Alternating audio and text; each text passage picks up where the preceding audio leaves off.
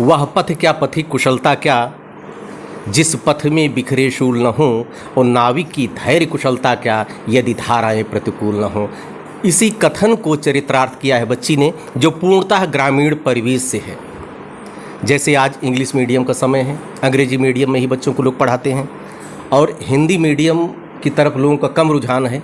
और मैं तो यहाँ तक देखता हूँ जो संस्कृत के प्रोफेसर हैं वो इंग्लिश मीडियम पहले पढ़ाते हैं। और यहाँ मुख्यालय से लगभग कई किलोमीटर है, यहाँ से 40 किलोमीटर है, 35 से 40 किलोमीटर दूर एक गांव पड़ता है अगथुआ।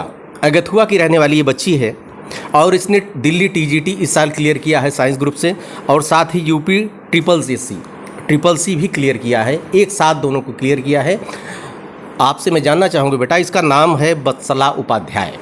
आपके पिताजी राम वल्लभा इंटर कॉलेज में एक शिक्षक हैं। बच्ची, आपसे मैं जानना चाहूँगा, पहले तो बहुत बहुत ढेर सारी शुभकामनाएं अयोध्या दर्पण चैनल की तरफ से आपको। ये जर्नी कैसी रही इसके बारे में बताएं आप। सर, मैंने अपना हाई स्कूल सरस्वती विद्या मंदिर अयोध्या से किया और 12th जो है मैंने महाराजा इंटर कॉलेज। उसके बाद ग्रेजुएशन मैंने हमारे घर के पास एक विद्यालय है, डिग्री कॉलेज है, श्री राम जानकी महाविद्यालय, वहाँ से मैंने ग्रेजुएशन करने के बाद बीएड किया है जी, बौद्धिक डिग्री कॉलेज से। ये बताइए कि कोचिंग का बहुत ज़्यादा इस समय लहर है। लोग ये कहते हैं विदाउट कोचिंग के कोई आगे नहीं बढ़ पाएगा, कोचिंग का एक समय आ गया है। आप कोचिंग के बारे में कोई आपने प्रोफेशनल कोचिंग लिया था कि नहीं लिया था? जी नहीं, मैंने कोई कोचिंग नहीं करी थी। हाँ, कोई कुछ गाइडेंस चाहिए होती तो यूट्यूब चैनल है, तो उस पर पुराने पेपर या किस तरीके के पैटर्न के क्वेश्चन आ रहे हैं वो पूरी गाइडेंस मिल गई थी, तो मैंने कोई कोचिंग नहीं ली थी। नहीं तो यूट्यूब चैनल पर्याप्त है? सर, मैंने सिलेबस देखा, मुझे लगा कि हाँ ये मतलब हम कर ले जाएंगे बिना किसी कोचिंग के, तो मैंने इसलिए कोई कोचिंग नहीं करी थी। नहीं तो आपके सब्जेक्ट क्या है? सर, साइंस ग्रुप से था मेरा, टीजीटी जी। आगे एम क्या है? जैसे कहा जाता है कि आप एक शिक्षक भी बन चुकी हैं, शिक्षक बन चुकी हैं, क्या यही प्लेटफॉर्म आगे बढ़ने के लिए भी आपके आगे आप क्या सोचती हैं? हाँ सर, ये अब जैसे मेरा टीचिंग में हो गया तो एक सिक्योरिटी हो गई है, तो मैं आगे पीसीएस के लिए तैयारी करना चाहूँगी। यूपी पीसीएस की, आईएएस के लिए भी चाहूँ अभी? नहीं सर, पीसीएस ही में। अच्छा। इसके अलावा आपको पढ़ाई के अलावा भी कोई इंटरेस्ट है? सर, गार्डनिंग या गाने सुनना ये सब पसंद है। अच्छा जी। अच्छा, पढ़ाई के दौरान आप को कहाँ से सहयोग मिला, कोऑपरेशन का किसने, मोटिवेटर आपका कौन रहा, मैं जानना चाहूँगा। सर, सबसे पहले तो मम्मी पापा ही, उसके बाद जो छोटा भाई है मेरा, तो वो इलाहाबाद में रह के पढ़ाई किया, तो उसको उधर माहौल मिला कि उधर सारे लोग सिविल या पीसीएस की तैयारी करते थे, तो उसी ने मोटिवेट किया कि तुमको भी करना चाहिए।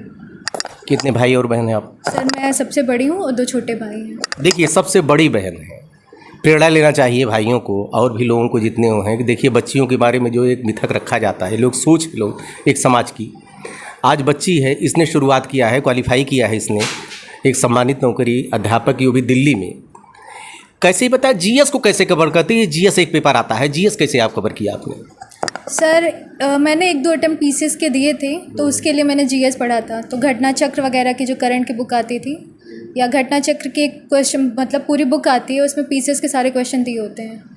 बाकी हिंदी वही, हिस्ट्री ज्योग्राफी पॉलिटी के लिए तो वही कि पॉलिटी के लिए लक्ष्मीकांत और ज्योग्राफी महेश बरनवाल, हिस्ट्री के लिए स्पेक्ट्रम, यहाँ से मैंने पढ़ा था, तो वो हेल्पफुल रहा टीजीटी के लिए जी। टीजीटी के लिए, जैसे टीजीटी में आप सफल हैं, तो टीजीटी के लिए तैयारी, किस तरह की तैयारी आप चाहती हैं, अपने मैसेज क्या देना चाहेंगी? सर, टीजीटी का जो दिल्ली टीजीटी का एग्ज़ाम होता है उसमें ऐसा नहीं है कि बहुत मतलब वो बहुत ऐसा टफ नहीं होता, लेकिन जैसे कि उसमें सारे सब्जेक्ट आने रहते हैं, मैथ्स, इंग्लिश, रीजनिंग, जीएस और जो है साइंस के तीनों सब्जेक्ट वो आने ही आने रहते हैं, और टाइम कम रहता है, नेगेटिव मार्किंग भी, तो वो टैकल करना मुश्किल होता है, बस यही है। तो आप अगर तो यूपी टीजीटी और आपके दिल्ली टीजीटी में बेसिक डिफरेंस क्या है? सर, यहाँ की टीजीटी का ग्रेजुएशन लेवल पूरा साइंस का ही जो है वही सारे क्वेश्चन आते हैं, और दिल्ली टीजीटी में सब कुछ आपको मिलेगा। जैसे एसएससी का पहला पार्ट होता है, पहला पार्ट हम लोग का एसएससी के बिल्कुल 2 कॉपी वैसा ही एग्ज़ाम रहता है, और सेकंड पार्ट हम लोग का साइंस पूरा एनसीईआरटी से क्वेश्चन होते हैं उसमें।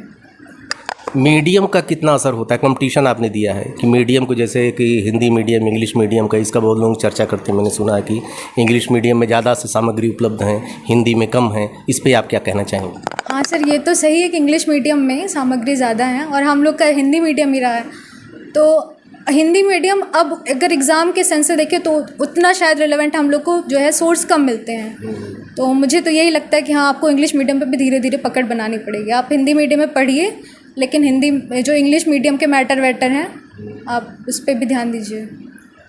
अंत में क्या मैसेज देना चाहेंगी आप आने वाले जो प्रतियोगी छात्र हैं जो कि भटक गए, उनके को समझ में नहीं आ रहा है, जैसे सिविल की तैयारी में बहुत कम पद है और सबको तो पीसीएस बन नहीं जाएगा, सभी तो पीसीएस बनेंगे नहीं, तो आप उनके लिए क्या आप राय देंगे, क्या उनके लिए सजेशन देना चाहेंगे? सर, मैंने भी 3-4 साल हो गया मुझे भी तैयारी करते हुए, मुझे भी असफलताएं मिली हैं, लेकिन मुझे ये लगता है कि आप अपनी मेहनत करिए, बिना मेहनत के कुछ नहीं होना है, और असफलताओं से आप जो है निराश मत होइए। ढेर सारी शुभकामना आपको, ढेर सारा आशीर्वाद अयोध्या दर्पण की तरफ से। और हमारा ये साक्षात्कार करने का सिर्फ एक मकसद है कि मोटिवेट करना युवाओं को जो भटक रहे हैं, यहाँ तक कोचिंग सेंटर जाते हैं, उन लोगों से जो राय लेते हैं, लोग व्यावसायिक, अब उनका सारा मोटो व्यावसायिक होता है, अपने बिजनेस को बढ़ाना, या कोई भी असफल जो व्यक्ति होता है वो फ्रस्ट्रेशन में भी राय देता है, उनकी कोई गलती नहीं है, मैं किसी को दोष नहीं देना चाहूँगा। इसलिए चूँकि एक इनके ऊपर जो सफल छात्र हैं, इन्होंने क्या समस्या झेली है, क्या इनको दिक्कतें आई हैं, उस चीज़ को बताते हैं। बेटा खुश, हमारी तरफ ढेर सारी शुभकामना, आशीर्वाद आपको, आपका मार्ग प्रशस्त हो। धन्यवाद।